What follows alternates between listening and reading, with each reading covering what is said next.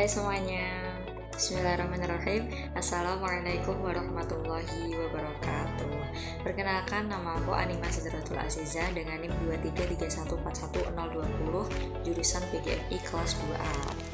Nah, di sini aku akan membahas mengenai teori behaviorisme dalam bimbingan konseling. Nah, teman-teman udah ada yang tahu belum apa itu teori behaviorisme? Nah, jadi teori behaviorisme ini Zulkarnain SAGMH PhD IKK dalam bukunya Psikologi Pendidikan menyebutkan bahwa teori behaviorisme itu dikenal sebagai teori belajar.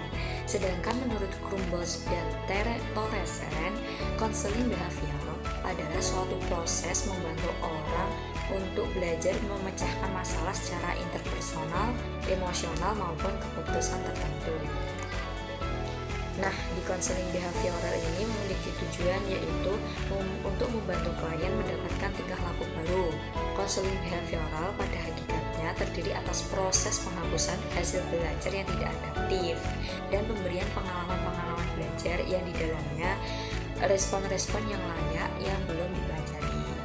Nah, dari tujuan tadi itu ada beberapa tujuan yang lebih konkret, yaitu yang pertama, membantu klien untuk mengekspresikan pemikiran-pemikiran dan hasrat-hasrat ke dalam situasi yang mengembangkan tingkah laku asertif. Asertif ini dimaksudkan mempunyai ketegasan dalam bertingkah laku. Yang kedua, yaitu membantu klien menghapus ketakutan-ketakutan yang tidak realistis yang dapat menghambat dirinya. Dan yang terakhir, membantu untuk menyelesaikan konflik secara batin yang menghambat klien dari pembuatan pemutusan yang penting bagi hidupnya. Nah, tingkah laku yang bermasalah dalam konseling behavioral adalah tingkah laku yang berlebihan atau eksesif dan tingkah laku yang kurang atau defisif. Nah, tingkah laku yang berlebihan itu seperti merokok, terlalu banyak main games, dan sering memberi komentar di kelas. Adapun tingkah laku yang defisit adalah terlambat masuk sekolah, tidak mengerjakan tugas, dan bolos sekolah. Tingkah laku eksesif dirawat dengan menggunakan teknik konseling untuk menghilangkan atau mengurangi tingkah laku. Sedangkan tingkah laku defisit diterapi dengan menggunakan teknik meningkatkan tingkah laku. Konseling behavioral memiliki 4 tahapan. Yang pertama tadi melakukan asesmen. Tahapan ini bertujuan untuk menentukan apa yang dilakukan oleh konseling pada saat ini. Asesmen adalah aktivitas nyata, perasaan dan pikiran konseling. Canford dan Seslow mengatakan terdapat 7 informasi yang digali dalam asesmen. Yang pertama yaitu analisis tingkah laku yang bermasalah yang dialami konseling saat ini. Tingkah laku yang dianalisis adalah tingkah laku yang khusus. Yang kedua yaitu analisis sesuatu yang di dalamnya terdapat masalah konseling. Nah, yang ketiga ada analisis motivasional. Yang keempat ada analisis self control, dan yang kelima ada analisis hubungan sosial, dan yang keenam ada analisis hubungan fisik, sosial, dan budaya. Tahapan selanjutnya yaitu menentukan goal atau tujuan. Nah, konselor dan konseli menentukan tujuan konseling sesuai dengan kesepakatan bersama berdasarkan informasi yang telah disusun dan dianalisis. Brooks dan Angelique mengemukakan bahwa fase goal setting disusun atas 3 langkah. Yang pertama, membantu konseling untuk memandang masalahnya atas dasar tujuan-tujuan yang diinginkan. Yang kedua, memperhatikan tujuan konseling berdasarkan kemungkinan hambatan situasional tujuan belajar yang dapat diterima dan dapat diukur. Yang terakhir, memecahkan tujuan terdalam, subtujuan, dan menyusun tujuan menjadi susunan yang berurutan. Tahapan selanjutnya tadi ada implementasi teknik. Nah, setelah tujuan konseling dirumuskan, konselor dan konseli menentukan strategi belajar yang terbaik untuk membantu konseli mencapai perubahan tingkah laku yang lebih baik atau yang diinginkan. Konselor dan konseli mengimplementasikan teknik-teknik konseling sesuai dengan masalah yang dialami konseling. Tahapan yang terakhir yaitu ada evaluasi dan pengakhiran atau evaluation dan termination. Nah, evaluasi konseling behavioral merupakan proses yang berkesinambungan. Evaluasi dibuat atas dasar apa yang konseling perbuat. Tingkah laku konseling digunakan sebagai dasar untuk mengevaluasi efektivitas konselor dan efektivitas tertentu dan teknik yang digunakan. Nah, terminasi lebih dari sekedar mengakhiri konseling, tetapi meliputi menguji apa yang konseling lakukan terakhir, membantu konseling mentransfer apa yang dipelajari dalam konseling ke tingkah laku konseling, memberi jalan untuk memantau secara terus-menerus tingkah laku konseling. Selanjutnya, konselor dan konseling mengevaluasi implementasi teknik yang telah dilakukan serta menentukan lamanya intervensi dilaksanakan sampai tingkah laku yang diharapkan menetap.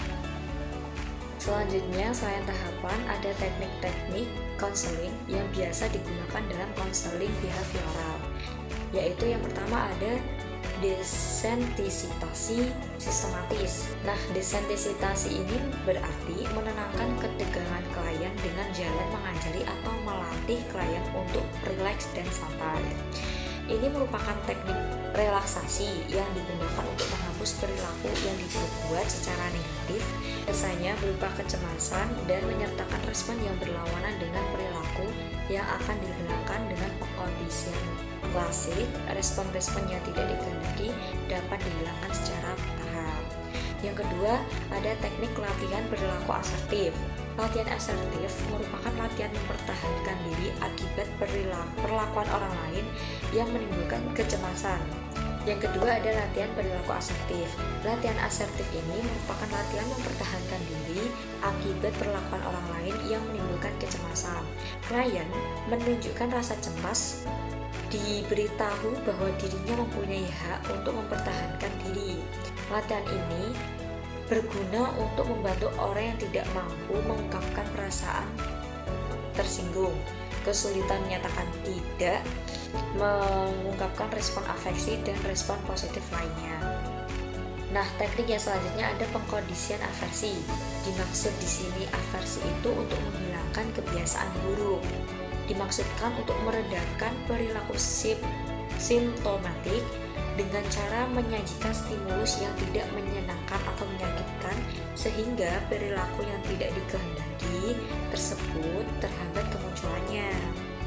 Yang terakhir yaitu teknik pembentukan perilaku model.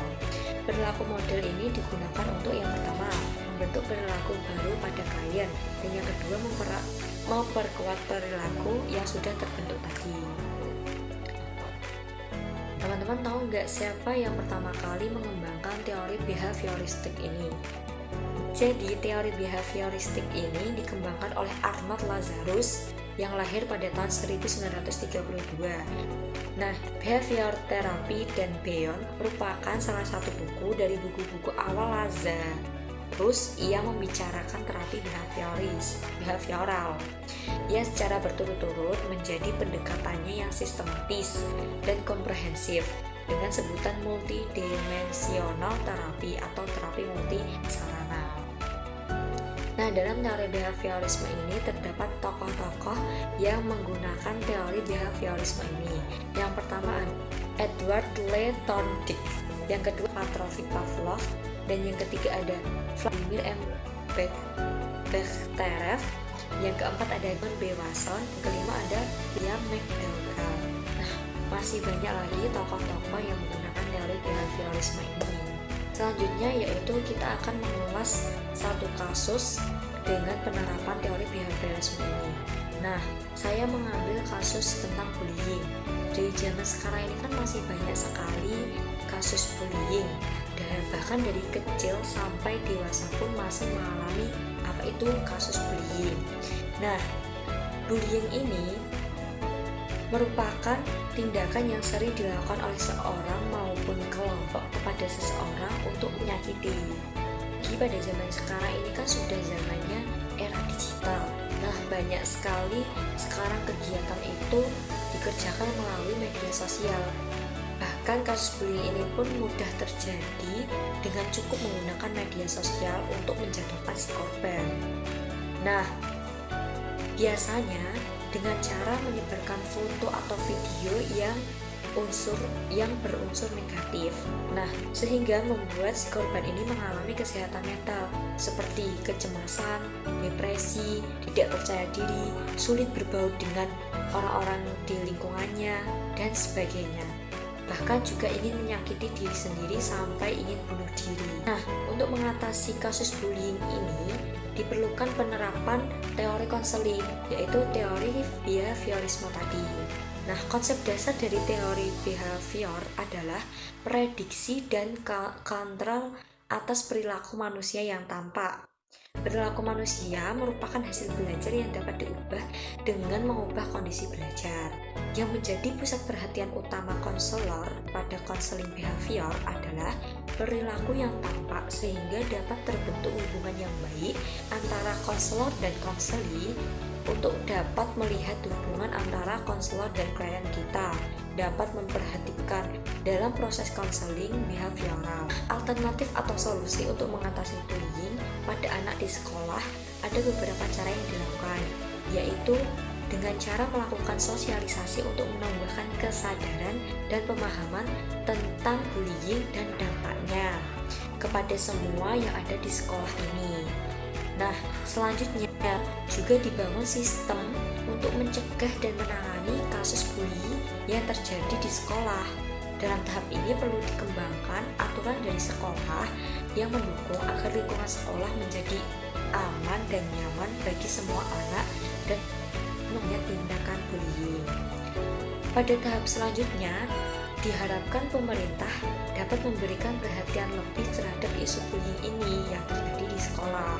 Langkah yang perlu diambil adalah memberikan pelatihan kepada guru tentang program anti-bullying di sekolah, sehingga guru dapat mengembangkan program untuk mengurangi dan mencegah terjadinya tindakan bullying di sekolah. Nah, jika tadi kan bersama-sama. Nah, selanjutnya salah satu cara yang bisa dilakukan dalam menghadapi perilaku bully secara pribadi yaitu mengajak berbicara secara baik-baik. Kita tanyakan nih, apa sih tujuan kamu bully itu? Kan bully itu tidak baik, nanti itu sangat berdampak bagi semuanya. Langkah selanjutnya itu segera mengambil tindakan bila melihat gelagat bullying atau tindakan bullying. Seluruh guru dan staf di sekolah harus menunjukkan sikap peduli mereka kepada semua siswa dan tidak pilih kasih. Banyak dari sekolah juga, tetapi peran orang tua ini juga sangat penting terhadap karakter seorang anak. Jadi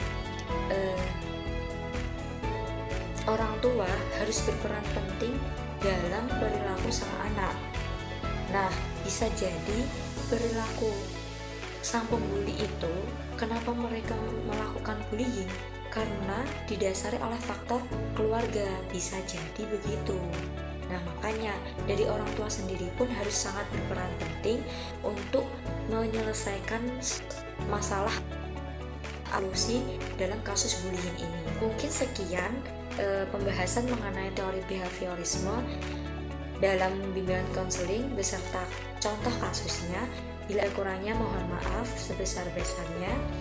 Semoga bermanfaat bagi teman-teman semua dan paham mengenai akan pembahasan yang telah saya jelaskan tadi. Sekian, terima kasih. Wassalamualaikum warahmatullahi wabarakatuh.